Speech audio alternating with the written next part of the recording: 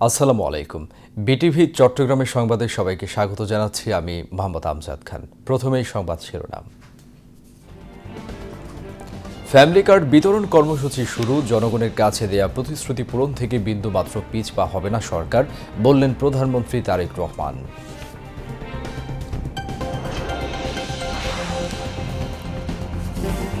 Family card পাওয়ায় প্রধানমন্ত্রীকে ধন্যবাদ ও কৃতজ্ঞতা প্রকাশ সুবিধাভোগীদের, জানালেন এই কার্ড পরিবারে তাদের অবস্থান সুদৃঢ় করবে।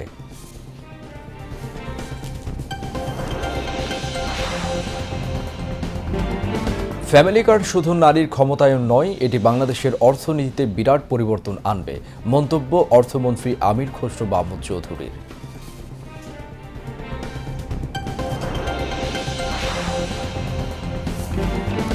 আন্তর্জাতিক অপরাধ ট্রাইব্যুনালের সাবেক প্রসিকিউটর সাইমম রেজার বিরুদ্ধে ১ কোটি টাকা ঘুষ চাওয়ার অডিও ফাঁসের অভিযোগের বিষয়ে অভ্যন্তরীণ তদন্ত করবে প্রসিকিউশন।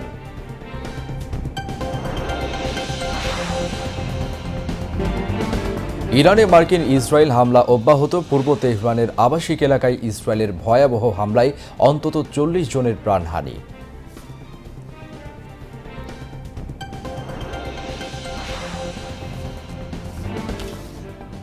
এবং মিরপুরে আগামীকাল ৩ ম্যাচ ওয়ানডে সিরিজের প্রথম ম্যাচে পাকিস্তানের মুখোমুখি হবে বাংলাদেশ।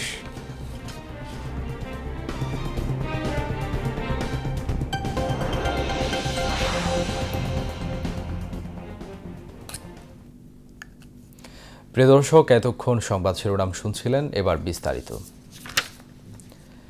নির্বাচনী প্রতিশ্রুতি অনুযায়ী নারীর ক্ষমতায়ন, অর্থনৈতিক মুক্তি ও সামাজিক সুরক্ষা নিশ্চিত করতে দেশব্যাপী ফ্যামিলি কার্ড চালু করল সরকার। আজ রাজধানীর বনানীর কড়াইল বস্তি সংলগ্ন টিএনটি খেলার মাঠে সুবিধাভোগীদের হাতে ফ্যামিলি কার্ড তুলে দেন প্রধানমন্ত্রী তারেক রহমান।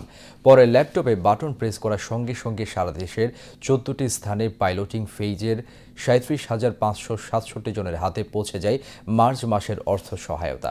বক্তব্যে প্রধানমন্ত্রী তারেক রহমান বলেন, জনগণের কাছে দেয়া প্রতিশ্রুতি পূরণ থেকে বিন্দুমাত্র পিছপা হবে না সরকার। তিনি বলেন, আগামী ৫ বছরে দেশের ৪ কোটি পরিবারের কাছে ফ্যামিলি কার্ড পৌঁছে দেয়া হবে। খোরশেদ আলমের প্রতিবেদন। রাজধানীর কড়াইল বস্তি সংলগ্ন টিএনটি খেলার মাঠে ফ্যামিলি কার্ড বিতরণ কর্মসূচির উদ্বোধন অনুষ্ঠানের আয়োজন। মঙ্গলবার সকালে প্রধান অতিথি হিসেবে অনুষ্ঠানে যোগ দেন প্রধানমন্ত্রী তারেক রহমান। অনুষ্ঠানস্থল পৌঁছে প্রধানমন্ত্রী কুশল বিনিময় করেন জনসাধারণের সঙ্গে। পরে আনুষ্ঠানিকভাবে শুরু হয় উদ্বোধন অনুষ্ঠান। প্রধানমন্ত্রী হিসেবে দায়িত্ব গ্রহণের ঠিক ২১ দিনের মাথায় নির্বাচনী প্রতিশ্রুতি অনুযায়ী ফ্যামিলি কার্ড উদ্বোধন করেন প্রধানমন্ত্রী তারেক রহমান। এ সময় ভাতাভোগীদের হাতে ফ্যামিলি কার্ড তুলে দেন প্রধানমন্ত্রী।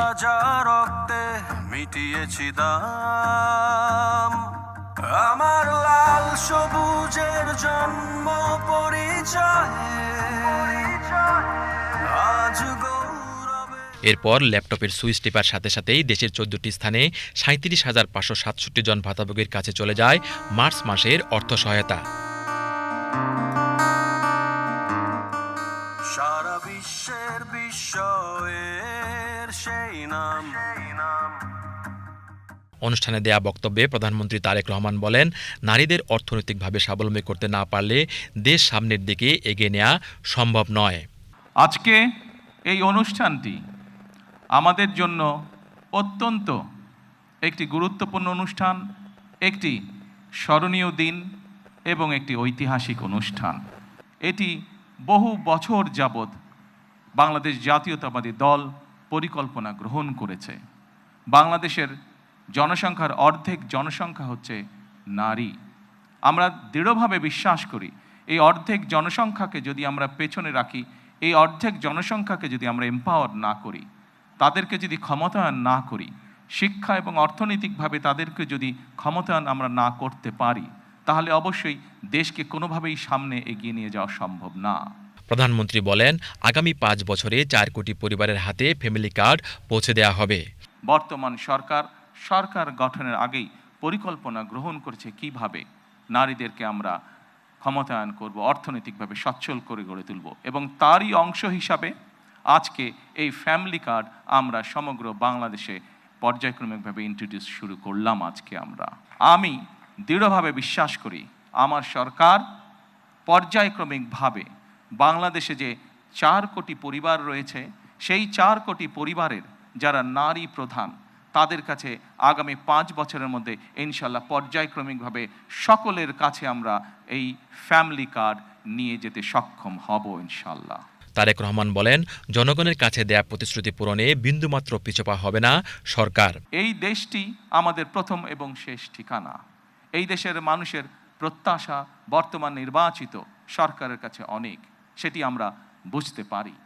কিন্তু একই সাথে আমরা যদি বাস্তবতা বিবেচনা করি এবং সমসাময়িক ঘটনা, মধ্যপ্রাচ্যের যে পরিস্থিতি, সকল কিছু যদি বিবেচনা করি, তাহলে আমরা যে প্রতিশ্রুতিগুলি দিয়েছিলাম, আমরা অবশ্যই আমাদের প্রতিশ্রুতি থেকে বিন্দুমাত্র আমরা অবস্থান পরিবর্তন করব না।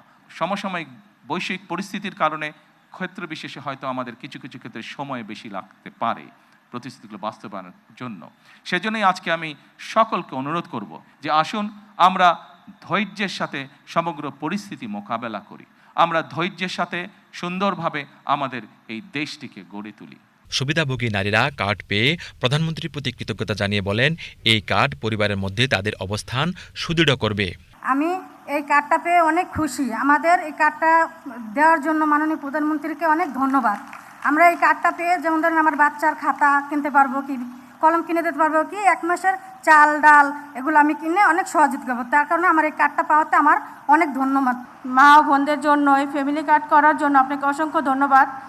অটোমেটিক আমি এখন আপনি লেপে টিপ দেওয়ার সাথে সাথে আমার অ্যাকাউন্টে টাকা চলে এসেছে, আমি পেয়ে গেছি। টাকা দিয়ে আমি স্বামীর পাশে দাঁড়াতে পারবো। অনুষ্ঠানে বিশেষ অতিথি ছিলেন প্রধানমন্ত্রীর সহধর্মিণী বিশিষ্ট চিকিৎসক ডাক্তার জুবাইদা রহমান। অনুষ্ঠানে সমাজ কল্যাণ মন্ত্রী অধ্যাপক ডাক্তার AZM জাহিদ হোসেন, প্রতিমন্ত্রী ফারজানা শারমিন, ঢাকা উত্তর সিটি কর্পোরেশনের প্রশাসক শফিকুল ইসলাম খান মিল্টন, সমাজ কল্যাণ মন্ত্রণালয়ের সচিব ডক্টর মোহাম্মদ আবু ইউসুফ বক্তব্য রাখেন। বিএনপির নির্বাচনের প্রতিশ্রুতি অনুযায়ী একই সঙ্গে দেশের 14টি স্থানে শুরু হলো ফ্যামিলি কার্ড প্রদানের এই কর্মসূচি। পর্যায়ক্রমে আগামী 5 বছরে 4 কোটি পরিবার পাবে এই ফ্যামিলি কার্ড। এই কার্ড নারীর ক্ষমতায়ন, অধিকার ও মর্যাদা বৃদ্ধির পাশাপাশি পরিবারের খাদ্য নিরাপত্তা, স্বাস্থ্য ও শিক্ষার উন্নয়নে রাখবে গুরুত্বপূর্ণ ভূমিকা, এমনটাই মনে করছেন সকলে। আর এই কার্ড হবে দারিদ্র্য বিমোচনের হাতিয়ার। খোরশেদ আলম, বিটিভি নিউজ, কড়াইল বস্তি, ঢাকা। বিএনপির নির্বাচনী ইশতেহার অনুযায়ী আজ ফ্যামিলি কার্ড হাতে পেয়ে সন্তুষ্টি প্রকাশ করেন সুবিধাভোগী নারীরা। তারা বলেন, এই ফ্যামিলি কার্ডই ফিরিয়ে আনবে তাদের পরিবারের আর্থিক সচ্ছলতা। আরও জানাচ্ছেন সীমা শারমিন। নারী প্রধান পরিবারের অর্থনৈতিক সচ্ছলতা দিতে প্রথমবারের মতো দেশে চালু হলো ফ্যামিলি কার্ড। বিএনপির নির্বাচনী ইশতেহার অনুযায়ী আজ থেকেই শুরু হলো এই ফ্যামিলি কার্ডের বিতরণ, যার ফলস্বরূপ প্রধানমন্ত্রী তারেক রহমানের উদ্বোধনের দিনেই কার্ডধারীরা পাচ্ছেন 2500 টাকা। সকালে রাজধানীর বনানী কড়াইল বস্তি সংলগ্ন TNT খেলার মাঠে এই কর্মসূচির আনুষ্ঠানিক উদ্বোধন করেন প্রধানমন্ত্রী তারেক রহমান।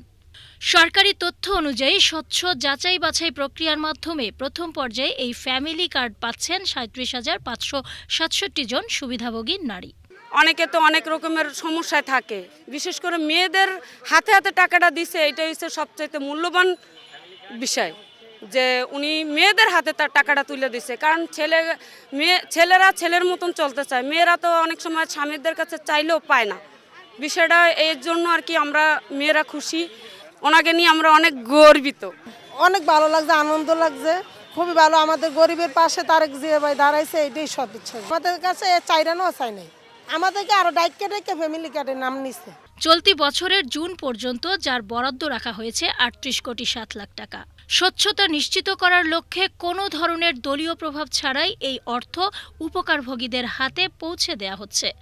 আসন্ন ঈদের আগেই সরাসরি রাষ্ট্রীয় এই আর্থিক সহায়তা পেয়ে অসহায় মানুষের চোখে যেন আনন্দের ঝিলিক। উপকার বাজার খামু, নিজের খরচা, হাতের খরচা হইলো। টাকা পাইছি মানে আমরা দোয়া করি তারেক রহমান ভালোই চালাক। সকালে এই প্রথম মেসেজ পাইছি, প্রথমবার টাকা পেয়েছি। সরকার ভালো থাকুক, সুস্থ থাকুক, অনেক উন্নয়ন করুক, আল্লাহ ওনার দীর্ঘজীবী করুক। ভোটার আইডি কার্ডের ফটোকপি নিছে, ছবি নিছে, যে ফ্যামিলি কার্ড দিব ওই হিসাবে তারেক জিয়ার লাগে আমরা নামাজ পড়া দোয়া করি, আল্লাহ জানে করতে ভালো। প্রধানমন্ত্রী তারেক রহমানের এই মানবিক কর্মসূচিটি বর্তমানে পরীক্ষামূলকভাবে দেশের ১৩টি জেলার ১৩টি সিটি কর্পোরেশনে এবং বিভিন্ন ইউনিয়নের ১৫টি ওয়ার্ডে বাস্তবায়ন করা হচ্ছে।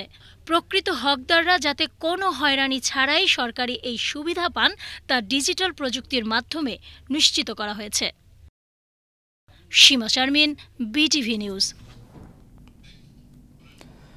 অর্থ ও পরিকল্পনা মন্ত্রী আমির খসরু মাহমুদ চৌধুরী বলেছেন, ফ্যামিলি কার্ড শুধু নারীর ক্ষমতায়নই নয়, এটা বাংলাদেশের অর্থনীতিতে বিরাট পরিবর্তন নিয়ে আসবে। তিনি আজ চট্টগ্রাম সিটি কর্পোরেশনের ৪১ নম্বর ওয়ার্ডের পতেঙ্গা এয়ারপোর্ট উচ্চ বিদ্যালয় মাঠে উপকারভোগীদের মাঝে ফ্যামিলি কার্ড বিতরণ কার্যক্রমের উদ্বোধনী অনুষ্ঠানে এই কথা বলেন। তিনি বলেন, বিএনপি জনগণকে দেওয়া নির্বাচনী ওয়াদা পূরণের কার্যক্রম ১ মাসের মধ্যে শুরু করেছে, যা এর আগে অন্য কোনো সরকার করেনি। আগামী দিনে জাতীয়ভাবে সমস্ত সুযোগ সুবিধা এই কার্ডের মধ্য দিয়ে পাওয়া যাবে। তিনি বলেন, সরকারের লক্ষ্য কল্যাণকর রাষ্ট্রের সুফল সব মানুষ ভোগ করবে। অনুষ্ঠানে ৪১ নম্বর দক্ষিণ পতেঙ্গা ওয়ার্ডের ৫,৫৭৫ পরিবারের গৃহকর্ত্রীকে ফ্যামিলি কার্ড প্রদান কার্যক্রম উদ্বোধন করা হয়। প্রথম ধাপে এই কার্ড পাবেন ৬৮০ জন গৃহকর্ত্রী। চট্টগ্রাম সিটি মেয়র ডাক্তার শাহাদাত হোসেনের সভাপতিত্বে অনুষ্ঠানে অন্যান্যের মধ্যে পার্বত্য চট্টগ্রাম বিষয়ক প্রতিমন্ত্রী ব্যারিস্টার মীর মোহাম্মদ হেলাল উদ্দিন ও সংসদ সদস্য আবু সুফিয়ান উপস্থিত ছিলেন। একজন মহিলা গৃহকর্ত্রী যে তার পরিবারকে যে সেবা দেয়, এইটার মূল্যায়ন আমরা কোনো সময় করতে পারি না।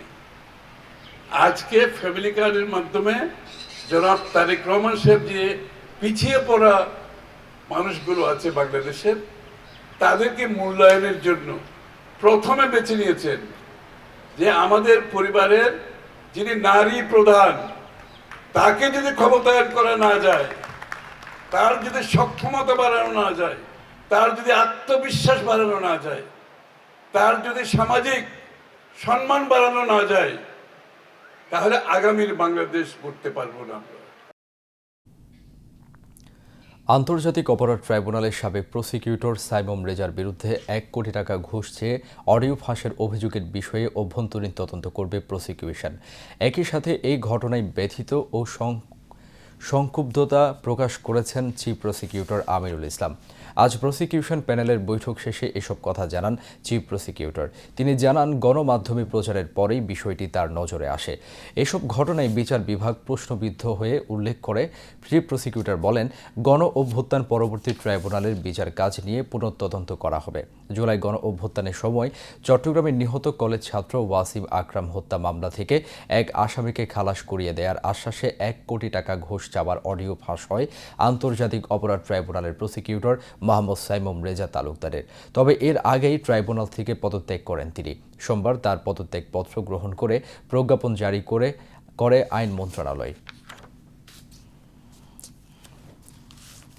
আজকে একটা টপ নিউজ বা হেডলাইন নিউজ করেছেন, সেটা আমি আন্তরিকভাবে আমি খুব কষ্ট পেয়েছি এই জায়গাটায়। সকালবেলা যখন আমি এই নিউজটা আমার বাসায় আমি দেখলাম, তাৎক্ষণিকভাবে আমি আমার সব প্রসিকিউটরদেরকে বললাম যে আপনারা সকাল ৯টার মধ্যে উপস্থিত থাকবেন।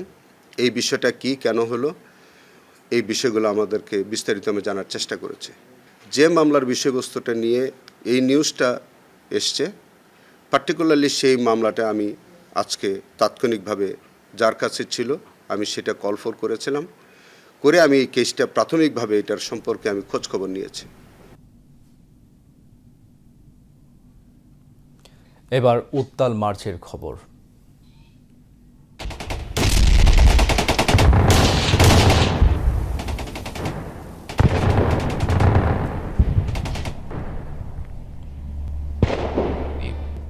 I, Mr. Ziaur Rahman, do hereby declare independence of Bangladesh.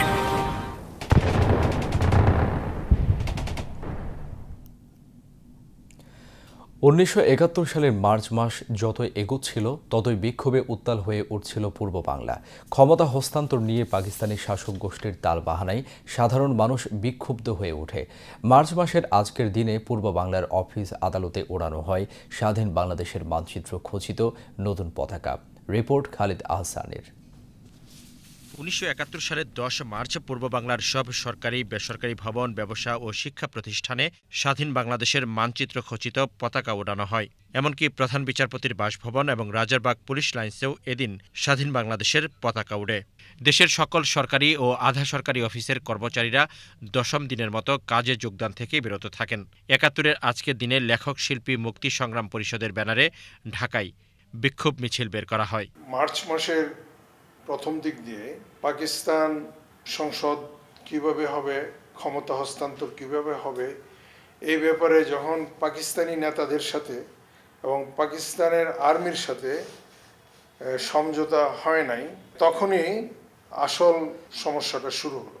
এর আগে অন্তত 2-3 মাস যাবত বিভিন্ন জায়গায় জনগণের যে আন্দোলন, যে ক্ষমতা দাও, এটাতে নৃশংসভাবে ওরা প্রতিহত করছিল। সুতরাং একটা বিরাট অসন্তোষ অলরেডি তৈরি ছিল। সিগন্যাল এরকমভাবে যাচ্ছিল যে না, সমঝোতা হয়ে যাবে।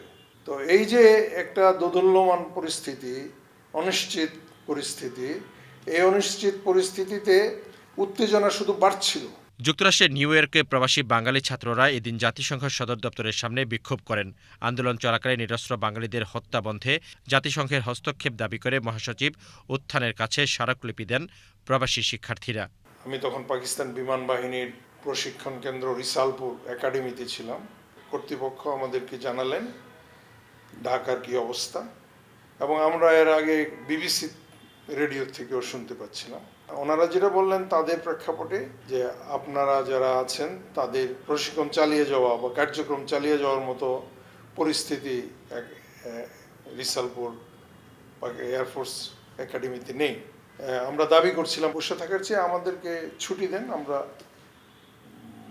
দেশে যাই, এবং করাচি থেকে ফ্লাইট শ্রীলঙ্কার উপর দিয়ে ঢাকায় আমাদেরকে নিয়ে আসলো। আমাদের কথোপকথন একাডেমিতে বা পরবর্তীতে উড়োজাহাজের ভিতরে হয়তো এরা টের পেয়েছে যে আমরা গিয়েই মুক্তিযুদ্ধে যোগ দিব। তেজগাঁ বিমানবন্দরে যখন আমরা নামলাম তখন আমাদেরকে ঘোষণা দিয়ে আলাদা করে ফেলল। ঢাকায় যে পাকিস্তান এয়ারফোর্সের বেস ছিল ওইখান থেকে 2 জন অফিসার আসলো আমাদের সাথে দেখা করতে, যেহেতু আমরা আসবো এটা জানে ওরা। তো ওদেরকে বলার পরে ওরা গিয়ে আর্মির সাথে প্রায় 2-3 ঘন্টা আলাপ আলোচনার পরে ওই তেজগাঁ এয়ারপোর্টের সাথে যে বিমান বাহিনীর একটা বেজ আছে, এই বেজে আমাদেরকে নিয়ে গেল। নেওয়ার পরে ওইখান থেকে আমরা মোটামুটি নিরাপদে আমাদের নিজ নিজ পরিবারে পৌঁছে গেছি, এবং পৌঁছার পরে আমাদের প্রায় সবাই মুক্তিযুদ্ধে যোগ দিয়েছি। স্বাধীন বাংলা ছাত্র সংগ্রাম পরিষদ মার্চের 10 তারিখে এক বিবৃতিতে বাঙালি সৈনিক, ইপিআর ও পুলিশ বাহিনীর সদস্যদের প্রতি পাকিস্তান প্রশাসনের সঙ্গে সম্পর্ক ছিন্ন করার আহ্বান জানান। Khalida Hossain, BTV news. চট্টগ্রাম জেলা প্রশাসনের উদ্যোগে আজ এক ইফতার মাহফিলের আয়োজন করা হয়। এতে প্রধান অতিথি ছিলেন অর্থ ও পরিকল্পনা মন্ত্রী আমির খসরু মাহমুদ চৌধুরী। স্থানীয় সার্কিট হাউসে আয়োজিত ইফতার মাহফিলে আরও উপস্থিত ছিলেন পার্বত্য চট্টগ্রাম বিষয়ক প্রতিমন্ত্রী ব্যারিস্টার বীর মোহাম্মদ হেলাল উদ্দিন, সংসদ সদস্য এরশাদ উল্লাহ, আবু সুফিয়ান, এনামুল হক এনাম, শাহজাহান চৌধুরী, সরওয়ার আলমগীর, চট্টগ্রামের বিভাগীয় কমিশনার ডক্টর জিয়া উদ্দিন, জেলা প্রশাসক মোহাম্মদ জাহিদুল ইসলাম মিয়া সহ বিভাগীয় ও জেলা প্রশাসনের কর্মকর্তাগণ। এই সময় অর্থমন্ত্রী বলেন, দেশকে সামনের দিকে এগিয়ে নিতে বিএনপি নির্বাচনী ইশতেহারের প্রতিশ্রুতি দ্রুত বাস্তবায়নের জন্য কাজ করছে। এই লক্ষ্যে প্রশাসন সহ সকলের সহযোগিতা চান অর্থমন্ত্রী।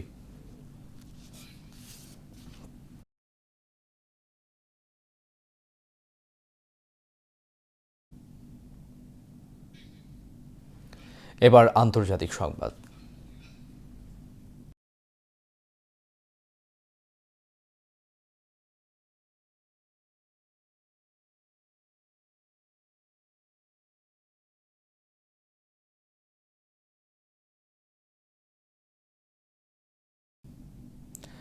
যুক্তরাষ্ট্র ও ইসরায়েলের যৌথ হামলায় রাতভর কেঁপে উঠেছে ইরানের বিভিন্ন শহর।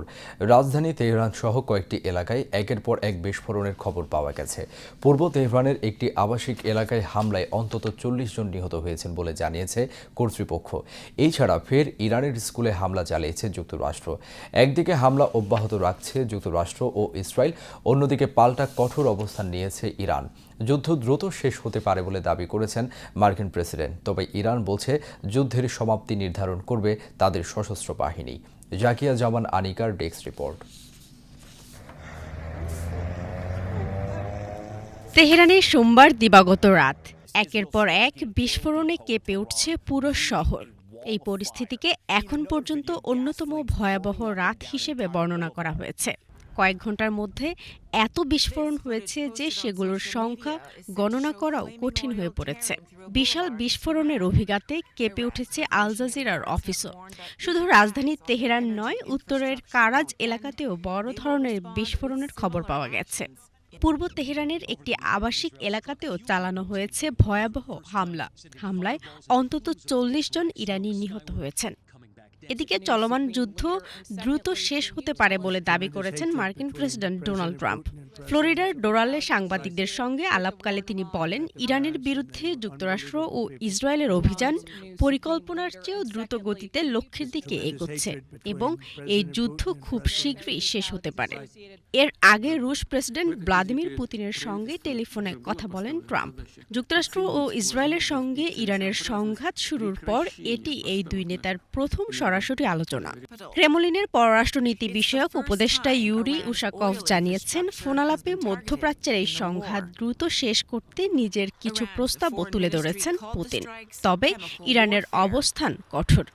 ইরানের Islamic revolutionary guard corps IRGC হুঁশিয়ার দিয়েছে, যুক্তরাষ্ট্র ও ইসরায়েলের হামলা অব্যাহত থাকলে মধ্যপ্রাচ্য অঞ্চল থেকে তেল রপ্তানি বন্ধ করে দিতে পারে ইরান। IRGC বলছে, এই যুদ্ধের সমাপ্তি নির্ধারণ করবে ইরানের সশস্ত্র বাহিনী। মার্কিন বাহিনী এই যুদ্ধের শেষ নির্ধারণ করতে পারবে না।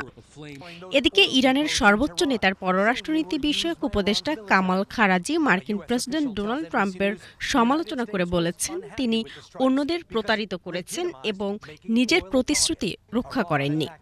যুক্তরাষ্ট্রভিত্তিক সংবাদ মাধ্যম CNN-কে দেয়া সাক্ষাৎকারে খারাজি আরও বলেন, এই মুহূর্তে কূটনৈতিকভাবে সংকট সমাধানের সম্ভাবনা নেই। তার মতে, শেষ পর্যন্ত অর্থনৈতিক চাপই এই যুদ্ধের সমাপ্তি ঘটাতে পারে। যুদ্ধের 10ম দিনে এসে স্পষ্ট হচ্ছে, সামরিক সংঘর্ষের পাশাপাশি কূটনৈতিক এবং অর্থনৈতিক চাপও বাড়ছে দ্রুত। জাকিয়া জামান আনিকা, BTV নিউজ। ইরানের বিরুদ্ধে যুক্তরাষ্ট্র ইসরায়েলের যুদ্ধ খুব শীঘ্রই শেষ হতে পারে বলে মার্কিন প্রেসিডেন্ট ডোনাল্ড ট্রাম্প ইঙ্গিত দেওয়ার পর আন্তর্জাতিক বাজারে তেলের দাম ব্যাপকভাবে কমে গেছে। সোমবার 4 বছরে সর্বোচ্চ অবস্থানে ওঠার পর তেলের দাম দ্রুত নেমে আসে। বৈশ্বিক বাজারে গত 24 ঘন্টা ছিল বেশ অস্থির। এর আগের দিন আন্তর্জাতিক মানদণ্ড ব্রেন্ট ক্রুড তেলের দাম ব্যারেল প্রতি $100 ছাড়িয়ে যায়, যা 2022 সালে রাশিয়ার ইউক্রেন আক্রমণের পর প্রথম।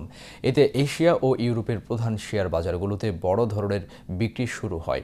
নিউ ইয়র্কের ওয়াল স্ট্রিটও দিনের শুরুতে চাপের মুখে পড়ে। এরপর বাজার পরিস্থিতির দিকে ঘনিষ্ঠ নজর রাখা ট্রাম্প কথা বলতে শুরু করেন। CBS নিউজকে দেয়া এক সাক্ষাৎকারে তিনি দাবি করেন, ইরানের বিরুদ্ধে যুদ্ধ প্রায় পুরোপুরি শেষের পথে। সোমবার এক সময় ব্যারেল প্রতি $119.50 পর্যন্ত ওঠা ব্রেন্ট ক্রুডের দাম দ্রুত কমে দিনের শেষে $98.96 নেমে আসে। অন্যদিকে যুক্তরাষ্ট্রের শেয়ার বাজারেও পরিস্থিতির উন্নতি দেখা যায়। S&P 500 সূচক দিনের শুরুতে লোকসানে থাকলেও শেষ পর্যন্ত ঘুরে দাঁড়িয়ে ঊর্ধ্বমুখী হয়ে দিন শেষ করে। লেবাননের দক্ষিণাঞ্চলীয় শহর আল নামিরিয়ায় ইসরায়েলি বাহিনীর অভিযানে 7 জন নিহত হয়েছেন বলে দাবি করেছে দেশটির স্বাস্থ্য মন্ত্রণালয়।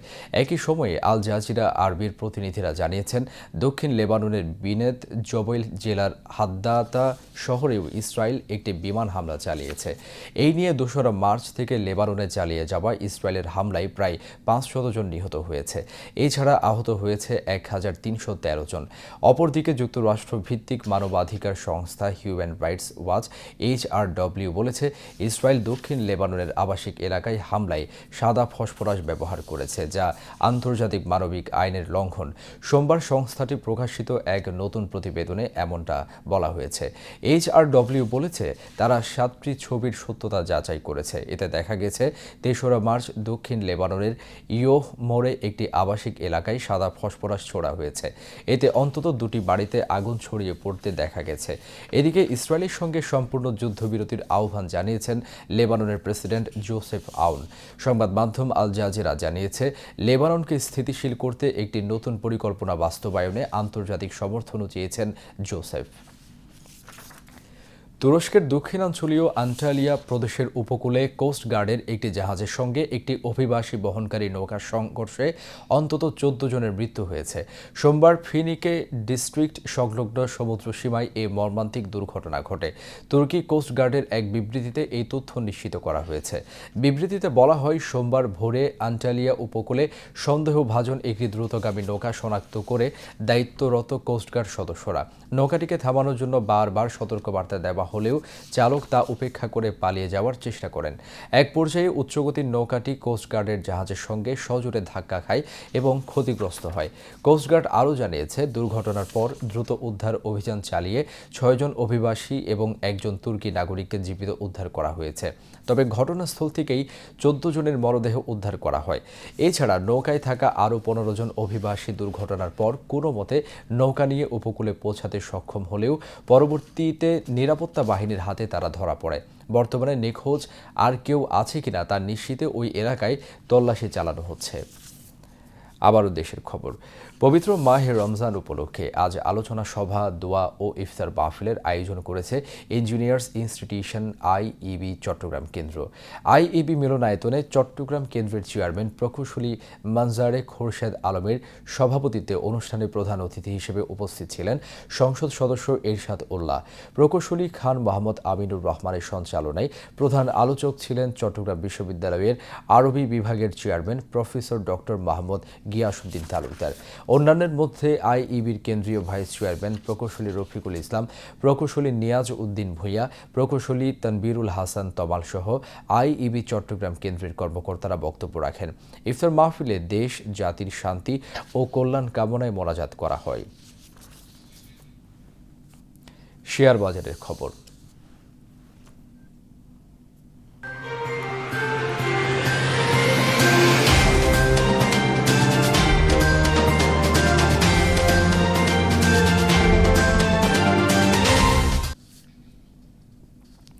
চট্টগ্রাম স্টক এক্সচেঞ্জে চাঙ্গা ভাব অব্যাহত রয়েছে। আজ শেয়ার লেনদেন ও মূল্য সূচক দুটোই বেড়েছে। দিন শেষে সার্বিক সূচক দাঁড়িয়েছে 14,820.11, যা গতকালের চেয়ে শতকরা 2.29 বেশি। এছাড়া CC30 মূল্য সূচক দাঁড়ায় 13,198.43, যা গতকালের চেয়ে শতকরা 2.49 বেশি। আজ 173টি কোম্পানির 1,23,71,370টি শেয়ার লেনদেন হয়, যার মূল্য 47,56,58,000 টাকারও বেশি। এর মধ্যে 131টি কোম্পানির শেয়ারের দাম বেড়েছে, 32টির কমেছে এবং 10টির দাম অপরিবর্তিত রয়েছে। এবার আন্তর্জাতিক মুদ্রা বাজারের খবর।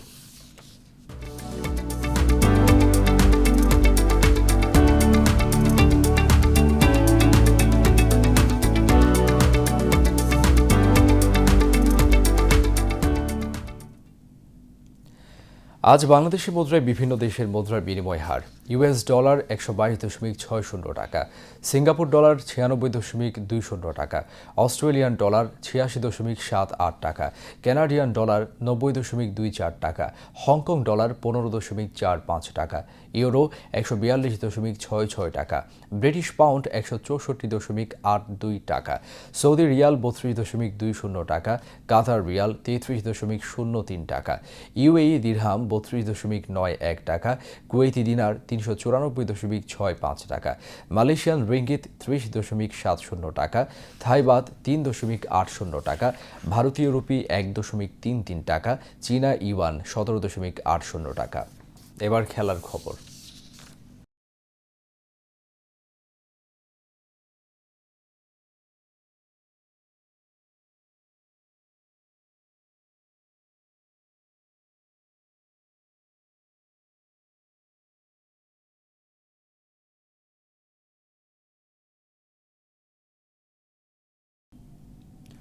ক্রিকেট।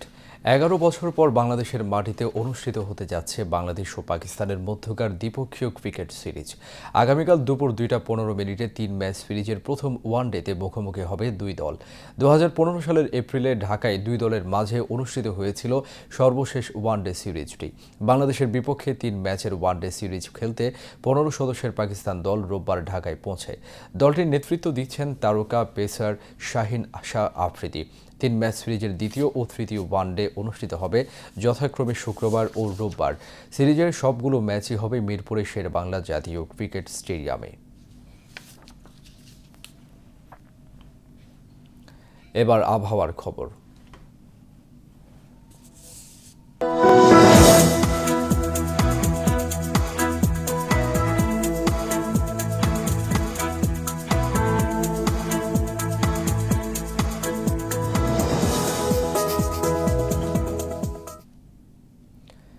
পতেঙ্গা আবহাওয়া অফিস জানিয়েছে আগামীকাল সন্ধ্যা 6টা পর্যন্ত চট্টগ্রাম এবং পার্শ্ববর্তী এলাকায় আকাশ অস্থায়ীভাবে আংশিক মেঘলা সহ আবহাওয়া শুষ্ক থাকতে পারে। সেই সাথে অস্থায়ীভাবে অধিকাংশ জায়গায় দমকা বা ঝোড়ো হাওয়া সহ বৃষ্টি অথবা বজ্র সহ বৃষ্টিপাতের সম্ভাবনা রয়েছে। রাতের তাপমাত্রা প্রায় অপরিবর্তিত থাকতে পারে এবং দিনের তাপমাত্রা সামান্য হ্রাস পেতে পারে। পরবর্তী 24 ঘন্টায় আবহাওয়ার সামান্য পরিবর্তনের সম্ভাবনা রয়েছে। নগরীতে আজ সর্বোচ্চ তাপমাত্রা ছিল 31.4 ডিগ্রি সেলসিয়াস, যা স্বাভাবিকের চেয়ে 0.8 ডিগ্রি বেশি এবং সর্বনিম্ন তাপমাত্রা ছিল 22 ডিগ্রি সেলসিয়াস, যা স্বাভাবিকের চেয়ে 1.7 ডিগ্রি বেশি। আগামীকাল চট্টগ্রামে সূর্যোদয় 6টা 5 মিনিটে এবং সূর্যাস্ত 6টা 1 মিনিটে। এবার জানিয়ে দিচ্ছি কর্ণফুলী নদীতে আগামীকালের জোয়ার ভাটার সময়সূচি। ভাটা শুরু হবে ভোর 5টা 17 মিনিটে, জোয়ার বেলা 11টা 24 মিনিটে এবং পরবর্তী ভাটা শুরু হবে বিকেল 5টা 45 মিনিটে।